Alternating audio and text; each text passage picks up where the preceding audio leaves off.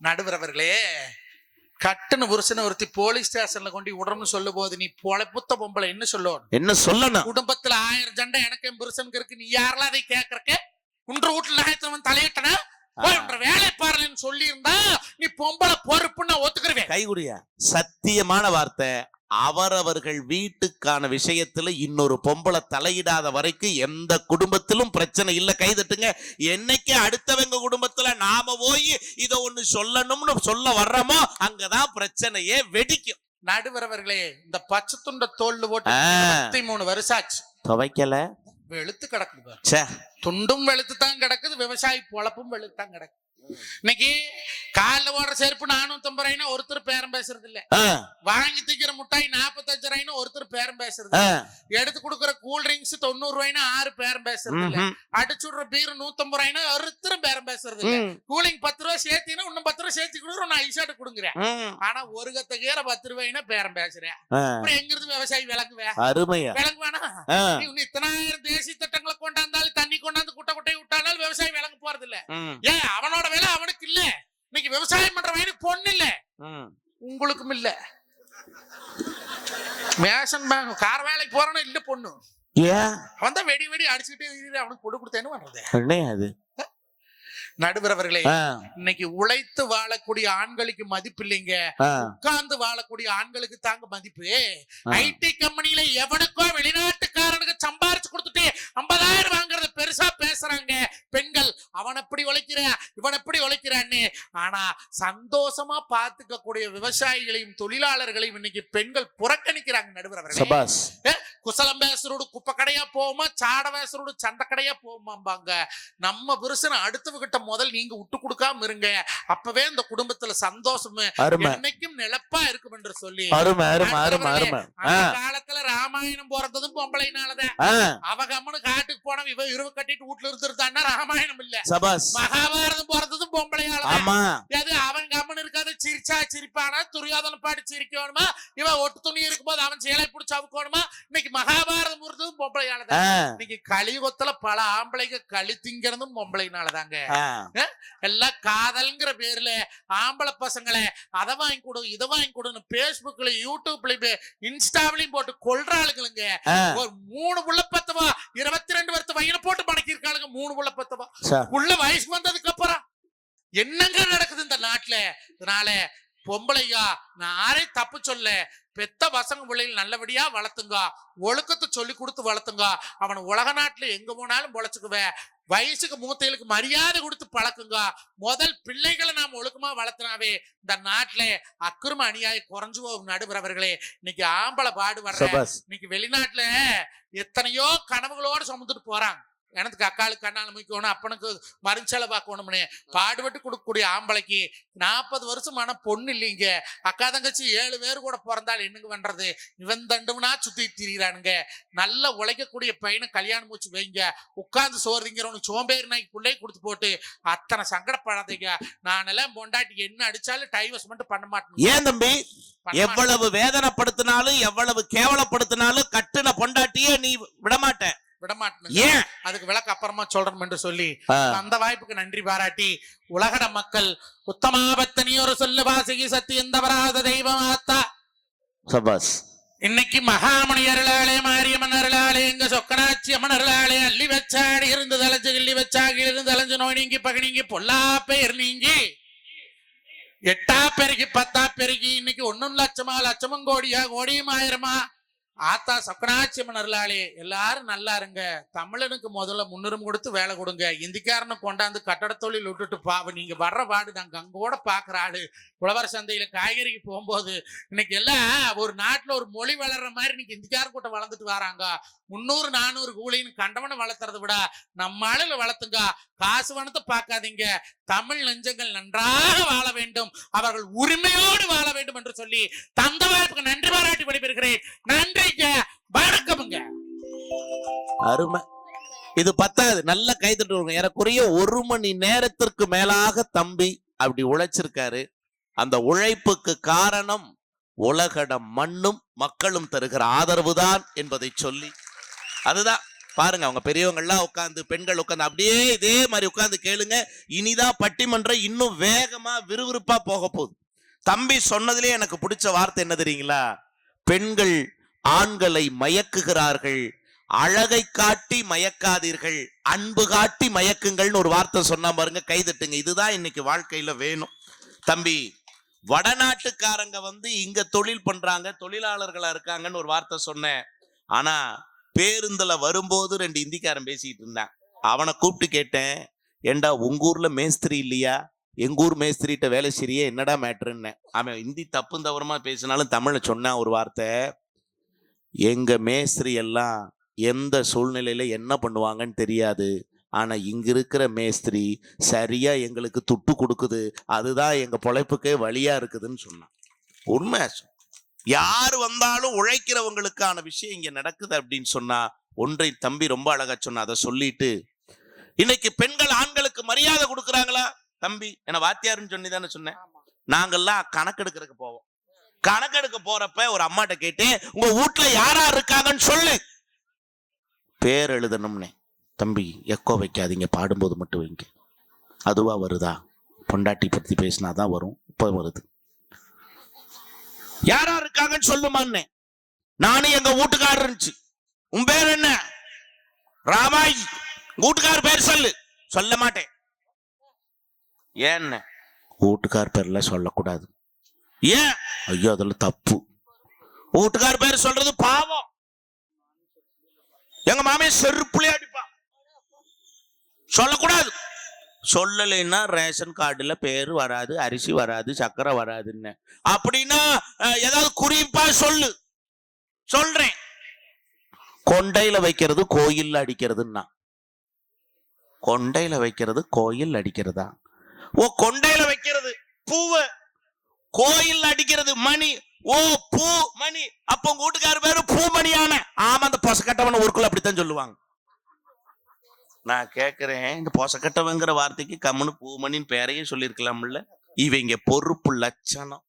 ஆனா சத்தியமா சொல்றேன், வேற யாரா இருந்தாலும் உண்மையா சொல்றேன், மஞ்சுநாதன் கேட்ட கேள்விக்கெல்லாம் சொந்த செலவுல பஸ் டிக்கெட் எடுத்துட்டு ஊரு பக்கம் போயிருப்பாங்க. ஆனா துணிச்சலோட ஒரு அம்மா ஏசி பஸ்ல வந்த தெனாவட்டுல உட்கார்ந்து இருக்கு. சத்தியமா சொல்றேன், இந்த ஏசி எல்லாம் உண்மை தப்புமா. இந்த ஏசி தருகிற குளிர்ச்சியை விட குளுமையை விட எது நல்லது தெரியுங்களா? நீங்கள் பேசுகிற போது, பாடுகிற போது எங்கள் மக்கள் தருகிற கைதட்டல் தருகிற குளிர்ச்சி அதை விட 1000 மடங்கு அதிகம் அப்படின்னு சொன்னா, அன்பு சகோதரி, ஒரு பெண் தன்னை கேலி பொருளாக்கி கொண்டு சபையை சிரிக்க வைப்பது என்பது ஒரு பெரிய செயல். அது ஆண்களுக்கு கைவந்த கலை. அதை இன்றைக்கு தன்வசமாக்கிய அன்பு சகோதரி வளர்மதிக்கு எங்கள் பட்டிமன்ற குழுவினர் சேர்ந்து எல்லாரும் ஒரு கைதட்டல் கொடுக்கலாம். அருமமா, தொடரட்டும் இந்த வெற்றி பயணம். உண்மையிலுமே தம்பிகிட்ட நான் கேட்டேன், ஐயா எல்லாம் நிகழ்ச்சி கொடுத்துருக்காங்க, எவ்வளவு? பொதுவா 2.25 மணி நேரம் தான் பட்டிமன்றம் பண்ணுவோம். ஆனா இன்னைக்கு என்னன்னு தெரியல, நீங்க ஏதாவது எந்திரிச்சு துண்ட கிண்ட உதறிந்தீங்கன்னா நாங்களும் சோழியை கிளப்பி இருப்போம், முடிச்சத்துடன் நன்றி வணக்கம் இருப்போம். ஆனா இன்னைக்கு ஆரம்பிச்சு எவ்வளவு நேரம் ஆச்சு? 9:30க்கு ஆரம்பிச்சோம், 4.25 மணி நேரம் போயிருக்கு. நாங்க செய்யல இந்த நிகழ்ச்சியை, நீங்க செய்ய வைத்தீர்கள், அதனால் செய்யப்பட்டிருக்கிறது. உண்மை அதுதான். நீங்கள் நன்றாக கேட்டதால் தான் எங்களால் நன்றாக பேச முடிந்தது என்று சொல்லி, அம்மா அம்மா அம்மா அம்மா தாய்க்குலமே, அம்மா அம்மா அம்மா, தயவு செய்து ஒரு 5 நிமிஷம் உட்காருங்க. உங்க வீட்டு பிள்ளை கெஞ்சி கேட்கிறேன், தயவு செய்து யாராவது தீர்ப்பை கேட்காம போனீங்கன்னா ஓரமா போகும்போது ரத்தமா வாய்வழியா வரலாம். அதனால தயவு செய்து போகாதீங்க. நடுவர் பாருங்க, மலையாள மாந்திரிகவாதி அளவுக்கு என்னை கொண்டு வந்து விட்டுட்டீங்க. உண்மையா சொல்றேன், நல்லா கேளுங்க. ஒரு 5 நிமிஷத்துல முடிச்சிடலாம். எல்லாரும் ஒண்ணுன்னா வீட்டுக்கு போலாம். சரிங்களா? ஒன்னா வந்தோம், ஒன்னா போவோம். வரும்போது பாத்திருக்கேன், நம்ம ஆளுகளை தனித்தனியா வருவாங்க. போகும்போது ஒரு எந்திரி, அவன் என்ன பேசுறான் செங்காயம் அப்படியே கேட்டுக்கிட்டு வா எந்திரி. உண்மையா? ஆனா உண்மை இதெல்லாம் பக்கம். நாங்கெல்லாம் 40-50 கிலோமீட்டருக்கு அந்த பக்கம் போகணும். உண்மையிலுமே சொல்றேன், நல்ல நிகழ்ச்சி. 1000 வருடங்கள் ஆனாலும் இப்படி ஒரு நிகழ்ச்சி இந்த மண்ணில் நடந்ததான்னு சொன்னா நம் அன்பிற்கும் பண்பிற்கும் உரிய அற்புதமான நம்முடைய தொழிலாளர் பெருமக்கள் நடத்தக்கூடிய இந்த நிகழ்ச்சியை போல இன்னொரு நிகழ்ச்சி இல்லைன்னு சொல்லுகிற அளவுக்கு மிகச் சிறப்பாக இந்த நிகழ்ச்சியை செய்து காட்டிய அத்தனை பெருமக்கள், குறிப்பாக நம்முடைய அன்பான உலகடம் கட்டிட கட்டுமான தொழிலாளர்கள் நடத்தக்கூடிய இந்த 5ஆம் ஆண்டு கலை விருந்து உண்மையிலுமே சொல்லுகிறேன் மாபெரும் வெற்றி படைப்பாக திகழ்ந்திருக்கிறது. அதற்கு காரணம் நள்ளிரவு கடந்தும் நல்ல தமிழை ரசிக்கிற உங்கள் அத்தனை பேரின் கைதட்டலுமே சாட்சி என்பதை சொல்லி தம்பி பேசினாங்க, இவங்களும் பேசினாங்க. இப்ப தீர்ப்பாக என்ன என நல்லா கேட்கிற சபை, அதனால இதை நான் சொல்ல வேண்டிய கடமை என்னிடத்திலே இருக்கிறது. அவங்க சொன்னாங்க, நிறைய வார்த்தைகள் பேசினாங்க. இப்ப இந்த தீர்ப்புங்கும் போது எனக்கு நினைவுக்கு வருது. இப்ப நான் இவங்க பாட்டுக்கு இவர்கள் பேசியதும் சரிதான், இவர்கள் பேசியதும் சரிதான், அங்கிருந்த நீ என்ன சொல்ற, அதுக்குதானே உன்னை உட்கார வச்சிருக்காங்க. இவர்கள் சரி அவர்கள் சரிங்கிறது எங்களுக்கு தெரியாதா? இருவர் பேச்சிலிருந்தும் சில வார்த்தைகளை பேர்க்க வேண்டியது நம்முடைய பொறுப்பு. இப்ப தம்பி பேசினார், அந்த தம்பி பேசினார். ஒரே ஒரு வார்த்தை, ஆண்களின் உழைப்பு. ஒரு வார்த்தை சொல்லலாங்களா? எந்த சூழ்நிலை வந்தாலும் இதே ஆர்த்தா சத்தியமா சொல்றேன், மகனோ மகளோ ஒரு ஃபீஸ் கட்டணும், ஏதாவது ஒரு தேவைக்கு பணம் வேணும் அப்படின்னா அப்பாட்ட கேட்கறத விட முதல்ல அம்மாட்ட கேட்பாங்க. அம்மா இப்படி ஒரு ஃபீஸ் கட்டணும், அம்மா இதுக்கு ஒரு பணம் வேணும்னு கேட்கும்போது அம்மா கையில பணம் இருந்தா கொடுப்பா. இல்லைன்னா என்ன தெரியுங்களா, இப்படி ஒரு வறுமையான சூழ்நிலையில நம்ம குடும்பம் இருக்குன்னு அந்த ஆத்தாட்ட வேண்டுவா. இன்னொன்னு சொல்றேன், என்ன தெரியுங்களா, இருசாமி அப்பன் வரும், அப்பன்ட்ட சொன்னோம்னா தம் தலைய அடமான வச்சாவது அந்த காசை கொண்டு வந்து கொடுக்குமியா, நம்ம அப்பன் அப்படிப்பட்டது யான்னு ஒரு அம்மா சொல்லுவா.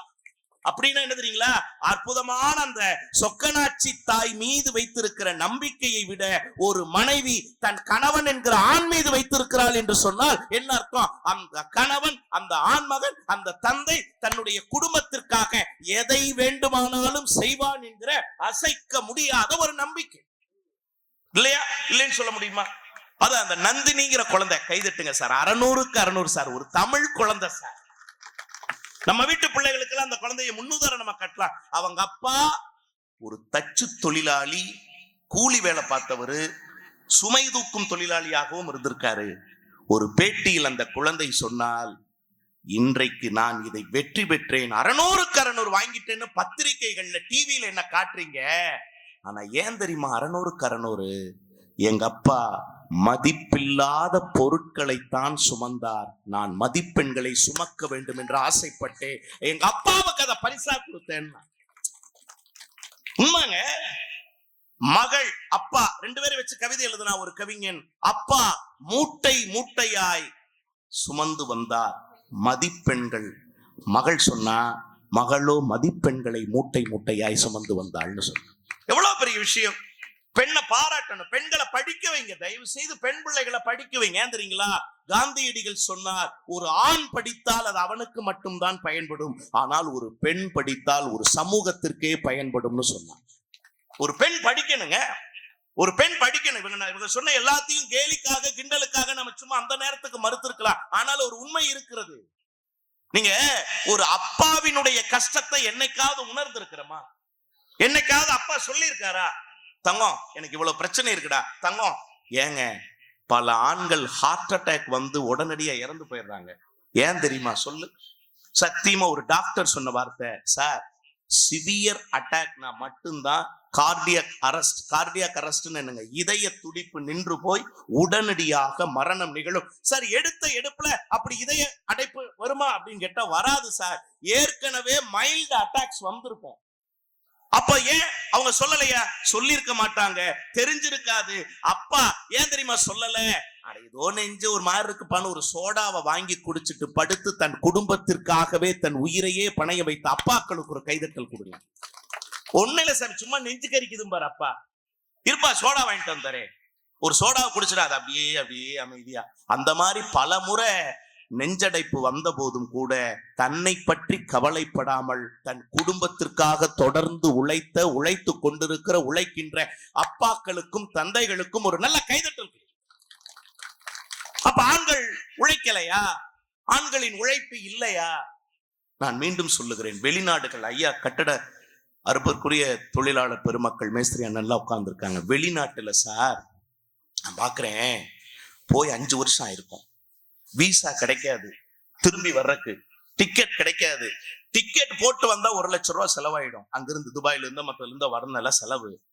பெத்த குழந்தைய கூட பொண்டாட்டி வாட்ஸ்அப் கால்ல காட்டுவா சார், இதாங்க நம்ம புள்ள அப்படின்னு. அப்பா சாமி அப்பா சாமின்னு அழுவான் பார்த்திருக்கீங்களா? குழந்தையின் முகம் பார்த்து அந்த அப்பனை கேட்டு பாருங்க சார், வாழ்க்கையினுடைய கொடுமை எவ்வளவு தூரம். தான் பெத்த குழந்தைய பக்கத்துல இருந்து பார்க்க முடியாம போன் திரை ஸ்கிரீன் வழியா பாக்குறத விட கொடுமை ஏதாவது இருக்குமா? நான் கேட்கிறேன். யாருக்காக சார் ஓடுறாங்க? தன்னுடைய மனைவி நல்லா இருக்கணும், தன் பிள்ளைகள் நல்லா இருக்கணும், தன் குடும்பம் நல்லா இருக்கணும், எல்லாரும் நல்லா இருக்கணுங்கிறதுக்காக தன்னுடைய சுக துக்கங்களை எல்லாம் மறைத்து கொண்டு வாழும் துறவி ஆண்கள் என்று நினைத்தால் கைதட்டுங்கள். அப்படி இருக்கிறாங்களா இல்லையா? ஒரு சில பேர் குடிக்கிறாங்க, அதை விட்டுருங்க, அது எக்ஸெப்ஷன்ஸ். யாரோ ஒரு சிலருக்காக ஒட்டுமொத்த ஆண் சமுதாயத்தை குறை சொல்ல முடியாது. அதே மாதிரி ஒழுக்கம் இல்லாத சில பெண்களை குறியிட்டு காட்டினார்கள். அவர்களை பெண்களுக்குள்ளேயே கொண்டு வராதீங்க தயவு செய்து. குடிக்கிற ஆண்களையும் ஆண் வர்க்கத்துக்குள்ள சேர்க்காதீங்க, ஒழுக்கம் இல்லாத பெண்களையும் பெண்களுக்குள்ள கொண்டு வராதீங்க. இங்க பேசுற பேச்சு நல்ல ஆண்மகனை பற்றியும் நல்ல பெண்மகளை பற்றியும் தான் இந்த சபை பேசுகிறது. நல்ல ஆண்மகனையும், நல்ல உலகத்திலேயே நமக்கு ஃபர்ஸ்ட் ஹீரோ யாரு தெரியுங்களா? நம்ம அப்பா. கைதட்டுங்க. உலகத்திலேயே முதல் ஹீரோ எனக்கு ஹீரோ யாரு தெரியுங்களா? எங்க அப்பன் தான்.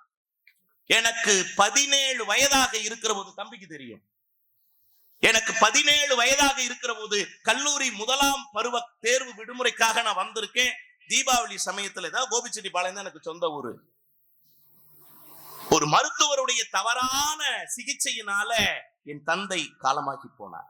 49 வயசு. அப்ப ஒண்ணு தெரிஞ்சுக்குங்க, ஒரு அப்பாவினுடைய இழப்புங்கிறது எப்ப தெரியுங்களே உணர முடியும்? ஒண்ணு, நம்ம சின்ன குழந்தையா இருக்கும் போது அப்பா தவறிட்டாருன்னு தெரியாது, ஏன்னா நமக்கு விவரம் தெரியாது. அதே நேரத்துல நம்மளை தாங்கி பிடிக்கிறதுக்கு மனைவியினோ வேற ஒரு உறவு வருகிற போது அப்பா இல்லைனாவோ அம்மா இல்லைனாவோ தெரியாதுங்க.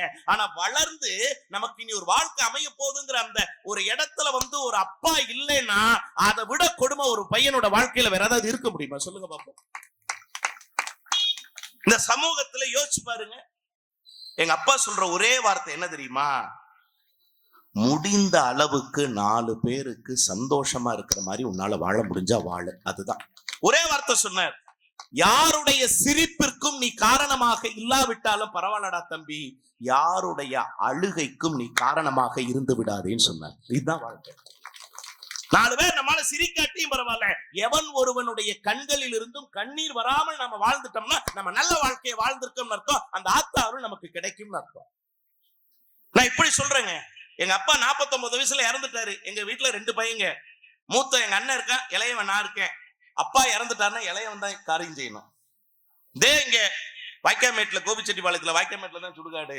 எங்க அப்பாவின் கொள்ளி, எங்க அப்பாவின் சடலத்திற்கு கொள்ளி வைக்கிற போது எங்க பெரியப்பா சொன்னார், வெயிடா தம்பினாரு.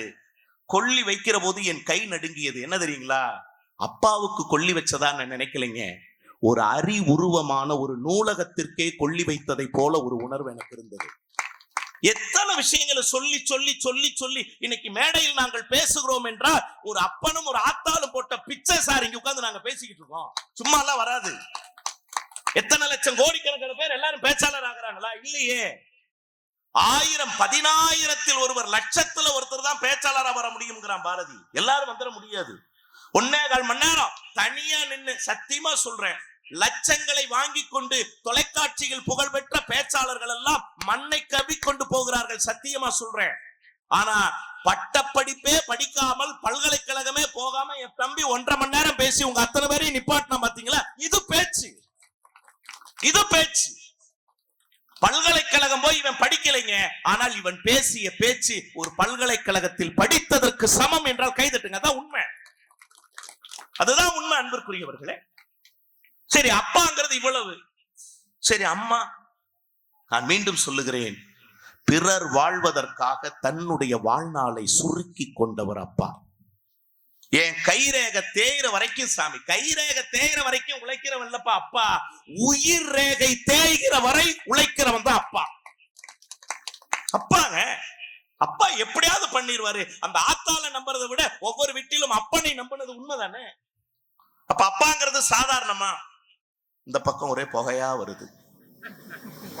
அவங்க அப்பனையே பேசணும். அம்மா இல்லையா? 49 வயசுல எங்க அப்பா தவறிட்டாரு. எனக்கு 17 வயசு. அதுக்கப்புறம் பிலிட், எம்ஏ, பிஎட், எம்ஃபில் எல்லாம் என் தாய் போட்ட பிச்சை. தம்பிக்கு தெரியுதே, வெள்ளாளபாளையத்துல தேங்காய் மில்லுக்கு வேலைக்கு போய் எங்க அம்மாவை பாக்குறதுக்கு போறேன். பெரிய கூடை நிறைய தேங்காயும் சுமந்துட்டு வர்றாங்க. 41 கிலோ பிளட் இல்ல. கொளுத்துற வெயில்ல எங்க அப்பா வீட்டை விட்டு எங்க அம்மாவை வெளியில போகாம பாத்துக்கிட்டவர். அப்படின்னு என்ன தெரியுங்களா? எந்த தேவைக்காக கூட தன் மனைவி வெளியே போக கூடாது, சிரமப்படக்கூடாதுன்னு பார்த்த எங்க அப்பா, ஆனா அதே இடத்துல என்ன, எங்க அம்மா தேங்காயை சுமந்து, அந்த பருப்பை சுமந்து, அவ்வளவு பெரிய காய் கொப்பரைக்காயை சுமந்து ஒரு நாளைக்கு 40 ரூபாய் கூலிக்கு வாங்கித்தான் என் கல்லூரி படிப்பை படிக்க வைத்தாள். அதை விட என்ன தெரியுங்களா? ஒரே ஒரு வார்த்தை சொன்னேன். என்ன? டேய், அப்ப இல்லாத குடும்பத்தை யாரும் தப்பா பேசிடக்கூடாதுடா, அந்த மாதிரி நடந்துக்கணும்டா வாழ்க்கையிலன்னு ஒரு வார்த்தை. சார், அது பயம் வந்துடும் சார். ஒரு ஆள் நினைச்சான்னு வைங்களேன், குடும்பமே வேண்டான்னு விட்டுட்டு போனவன் எத்தனையோ பேர் இருக்கா. என்ன கர்ம குடும்பம். நான் கூட இப்ப பிரச்சனை பொண்டாட்டிட்டு சண்டை போட்டேன். உங்க பிரச்சனைக்கு மத்தியில நான் சாமியாரா போலான்னு இருக்கிறேன். ஓடி வந்து சொன்னான், அப்பா அப்ப உன்னை டிவியில காட்டுவாங்களாப்பாங்கிறான். அவன் பார்த்த சாமியார் வேற. ஆனா உனக்கு தெரியுமில்ல மஞ்சி, என் குடும்பத்தை பத்தி, நான்லாம் சாமியாராவே போனாலும் குடும்பத்தோட தான் போய் ஆகணும். என் டிசைன் அப்படி எவனுக்கு தான் தெரியும். சாமியாருங்கிறது குடும்பத்தை விட்டுட்டு போறதால சாமியாரு. நான் குடும்பத்தோட தான் போற சாமியார். நான் யோசிச்சு கேட்கிறேன் சார், அப்ப அம்மாங்கிறது யாரு சார்? அழகா கண்ணதாசன் சொன்னா, இருக்கும் பிடிசோறு தனக்கென எண்ணாமல் கொடுக்கின்ற தேவதையின் கோயில் அதுன்னு சொன்னாங்க. இப்ப சிம்பிளா முடிச்சிடுறேங்க, 2 நிமிஷம். ஏன்னா உங்கள் அருமையும் நாங்கள் பாதுகாக்க வேண்டும். அவ்வளவு பொறுமையா உட்கார்ந்துருக்கீங்க. சத்தியமா சொல்றேன், காலையில 6 மணிக்கு வீட்டை விட்டு கிளம்பிட்டாயா ஒரு பையன். கிளம்பினவன் 4:30 மணிக்கு வீட்டுக்கு வந்தான். அவன் எங்க போனான் தெரியுங்களா? வேலைக்கு இன்டர்வியூக்காக போனான், ஒரு நேர்காணலுக்காக போனா. 6 மணிக்கு போன பையன் 4:30 மணிக்கு வந்தான். இன்டர்வியூ முடிச்சுட்டு வந்த பையன் கிட்ட அப்பா கேட்டாரு, டேய் இந்த வேலையாவது கிடைக்குமாடா? தம்பி கேட்டான், அண்ணே வேலை கிடைச்சிருச்சுன்னா முதல் மாச சம்பளத்துல எனக்கு ஒரு ஸ்போர்ட்ஸ் ஷூ, விளையாடும் போது போடுற ஒரு ஷூ வாங்கி கொடுப்பியா? அக்கா கேட்டா, எனக்கு ஒரு செட் சுடிதார் வாங்கி கொடுப்பியா? தங்கச்சி கேட்டா, அண்ணே எனக்கு ஒரு மொபைல் போன் வாங்கி கொடுப்பியா? எல்லோரும் எதையோ கேட்டார்கள். ஆனால் உள்ளிருந்து அம்மாவின் குரல் மட்டும் கேட்டது, காலையில 6 மணிக்கே போனையே தங்கம், ஏதாவது சாப்பிட்டியா? சார், அகில உலகத்தினுடைய அம்மாக்களினுடைய தேசிய கீதம் என்ன தெரியுங்களா? என் புள்ள பசி தாங்க மாட்டாங்கிறது தான் எல்லா அம்மாக்களின் தேசிய கீதம். இந்த உலகத்துல 1000 தப்பு, ஒரு தப்பு செஞ்சா அதை 1000 பேர்கிட்ட சொல்ற மனிதர்களை பார்த்திருப்போம். அவன் எப்படி தெரியுமா, அவன் இப்படி தெரியுமா, அவன் அப்படி தெரியுமா, ஒன்னு செஞ்சிருப்பான், அதை 1000 பேசுவாங்க. 1000 செய்தாலும் அதை ஒன்றை கூட நினைவுபடுத்தாமல் அவனை மன்னிக்கிற ஒரே தெய்வம் வீட்டில் இருக்கிற தாய் என்கிற கருணை கடல் மட்டும்தான். யோசிச்சு பாருங்க, கொலையே செய்யிட்டு சார், அந்த கொலைகாரனுக்கும் அவன் அம்மா இருப்பான்ல. நீங்க இந்த உலகத்தையே அடக்கி ஆண்ட ஹிட்லர் ஐயாக்களுக்கு எல்லாம் தெரியும். அடால்ஃப் ஹிட்லர் சர்வாதிகாரி ஜெர்மனில. அவன் சூசைட், தற்கொலை பண்ணி செத்து போனா. சாகுற போது அவன் கைப்பையில், அவன் சட்டைப்பையில் இருந்தது எது தெரியுங்களா? அவன் காதலியின் படம் அல்ல, அவனை பெற்ற தாயின் படத்தை மார்போடு சேர்த்து கொண்டுதான் செத்து போனான். சரி, எவ்வளவு பெரிய ஆளா இருந்தாலும் அவனுக்குள்ளும் இயக்கி கொண்டிருப்பவள் ஒரு தாய் தானே. அப்ப அந்த தாயிடத்திலே ஒரு பொறுப்பு இல்லைன்னா ஒரு குடும்பம் மகிழ்ச்சியாக இருக்குமா? ஒன்றை சொல்லி நான் நிறைவு செய்கிறேன் அன்பிற்குரியவர்களே. ஆண்களின் உழைப்பு அப்படிங்கிறத கொஞ்சம் மாத்திக்கலாம். இன்றைக்கு பெண்களும் உழைத்துக் கொண்டிருக்கிறார்கள். ஐயாக்கள் உண்மைதானே? கைதட்டுங்க. அதே மாதிரி பெண்களின் பொறுப்பு அப்படிங்கும் போது ஆணுக்கு பொறுப்பே இல்லையா? இல்லைங்க. யார் சொன்னா பொறுப்பு இல்லைன்னு? பொறுப்பு இல்லாமல் தான் இரவு நேரத்துல போய் பாருங்க, எங்களுக்கு தம்பிக்கெல்லாம் தெரியும். மதுரை ஆகட்டும், ஈரோடு ஆகட்டும், அந்தியூர் ஆகட்டும், சாக்கடைக்கு அருகில் ஆட்டோ நிறுத்தம் இருக்கும், ஆட்டோ ஸ்டாண்ட் இருக்கும். அந்த ஆட்டோ ஸ்டாண்டுக்குள்ள பின் சீட்டுல அப்படி ஆமை போல தன்னுடைய உடல் உறுப்புகளை எல்லாம் ஒடுக்கி கொண்டு ஒரு ஜீவன் படுத்திருக்கும். 6 அடி உடம்ப 3 அடிக்குள்ள சுருக்கி படுத்திருப்பாங்க மனுஷன். அவ்வளவு கொசு கடிக்குங்க. ஒரு சின்ன கொசு கடிச்சா கூட ஐயோ அப்படின்னு நம்ம இதுன்றோம். அந்த சாக்கடை கொசுக்கள் அத்தனையும் அவன் உடலைத்தான் மொய்க்கும். ஆனால் அந்த நள்ளிரவு நேரத்துல படுத்திருக்கான். ஏன் தெரியுங்களா? ஏதாவது ஒரு சவாரி வந்தா ஒரு 100 200 வருமானம் கிடைச்சா தன் குடும்பம் குட்டி நல்லா இருக்குமே. யோசிச்சு பாருங்க. பகல்ல ஓட்டுறது சார், பகல்ல ஓட்டுறது தன் குடும்பம் சிரமமின்றி உண்ண வேண்டும் என்பதற்காக, இரவில் ஓட்டுவது தன் பிள்ளைகள் நன்றாக படிக்க வேண்டும் என்பதற்காக. அப்பா ஒரு நோட்டு வேணும்னு கேட்டா இவன்ட்ட ஒரு நோட்டு இருந்தா தானே அந்த நோட்டை வாங்கி கொடுக்க முடியும். யோசிச்சு பாருங்க. அதனாலதான் சொன்னா, கல்வி என்பது அழியாத செல்வம் தான், ஆனால் பல செல்வங்களை அழித்தால் தான் அந்த கல்வியே இன்றைக்கு கிடைக்கிறதுன்னு ஒருத்தன் சொன்னானே, அதுக்கு செலவழிக்கிறதுக்கு ஒரு அப்பா எவ்வளவு உழைக்கிறான் யோசிச்சு பாருங்க. தம்பி சொல்ற மாதிரி எல்லா இடத்துலயும் இருக்காங்க சார், எல்லா இடத்துலயும் இருக்காங்க. நான் இப்படி சொல்லி நிறைவு செய்கிறேன். கண்ணதாசனை பற்றி பேசுகிற போதெல்லாம் பேசினீர்கள். கண்ணதாசன் சொன்னா, ஒரு மனுஷன் சாகணும்னு முடிவு பண்ணிட்டான்னு வச்சுக்கோங்களேன், சில நேரங்களை தப்பிக்க முடியாது. ஆனா கடவுள் வாழணும்னு நினைச்சிட்டாருன்னு வைங்களேன், எத்தனை முறை தற்கொலைக்கு முயன்றாலும் தப்பிச்சிருவான். யோசிச்சு பாருங்க, சாக முடியாது. யோசிச்சு பாருங்க. அவருடைய மனவாசத்துல எழுதியிருக்காருங்க, ஏறக்குறைய மன உளைச்சல்ல 4 முறைக்கு மேல தற்கொலை பண்ண முயற்சிருக்காரு. யாருங்க? கண்ணதாசன். வாழ நினைத்தாள் வாழலாம் பாடின அந்த மனுஷன் தான் 4 முறை சூசைட் அட்டம், தற்கொலை பண்ணிக்கணும்னு நினைச்சான். ஆனா அந்த 4 முறையும் தப்பிச்சான். தப்பிச்சுட்டு காது கேளாத மனைவிங்க அவனுக்கு கிடைச்சது. நமக்கெல்லாம் யோசிச்சு பாருங்க, இருக்கிற மனைவியா அப்படி இப்படின்னு நம்ம சொல்றோம். காது கேளாத மனைவியோடு 26 ஆண்டு.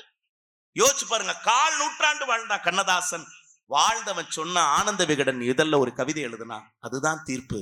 என்ன தெரியுங்களா? பொன்னம்மா என் மனைவி, பூமியினும் பொறையுடையாள் அப்படின்னு. என்ன, பூமியை விட பொறுமை ஏதாவது இருக்க முடியுமா சார்? காரி துப்புனாலும் தூக்குனாலும் தோண்டுனாலும் தாங்குதே இந்த பூமி, அதை விட பொறுமை என்றால் என் மனைவி பொன்னம்மா பொறுமைன்னா. பொன்னம்மா என் மனைவி பூமியினும் பொறையுடையாள். அவர் சொல்லிட்டே வரா, பட்டகடன் கொஞ்சமல்ல பரிதவிப்பும் கொஞ்சமல்ல அத்தனையும் தாங்கி இங்கு நான் இங்கு யாருக்காக வாழுகிறேன். பட்டகடன் கொஞ்சமல்ல பரிதவிப்பும் கொஞ்சமல்ல தற்கொலைக்கு நான் முயன்ற காரணமும் கொஞ்சமல்ல அத்தனையும் நான் முயன்று யாருக்கு இங்கு வாழுகிறேன். தத்தை இவள் என் மனைவி தாலிக்காக வாழுகிறேன்னு சொன்ன.